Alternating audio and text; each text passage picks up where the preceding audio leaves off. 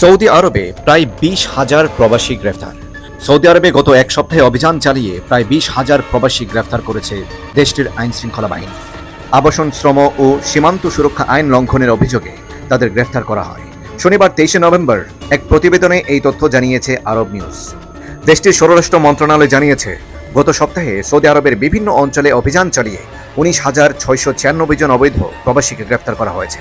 গত 19 নভেম্বর থেকে 20 নভেম্বরের মধ্যে সংশ্লিষ্ট সরকারি সংস্থার সহযোগিতায় নিরাপত্তা বাহিনীর পরিচালিত যৌথ নিরাপত্তা অভিযানের সময় তাদেরকে গ্রেফতার করা হয়।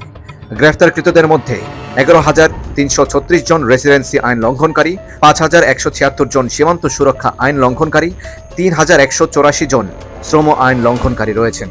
এছাড়া অবৈধভাবে সীমান্ত অতিক্রম করার চেষ্টা করার সময় 1,547 জনকে গ্রেফতার করা হয়েছে।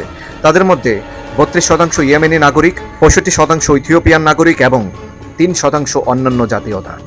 মধ্যপ্রাচ্যের এই দেশটিতে অবৈধভাবে প্রবেশের সহায়তার চেষ্টাকারী ব্যক্তির 15 বছরের কারাদণ্ড এবং 10 লাখ সৌদি রিয়াল জরিমানার বিধান রয়েছে।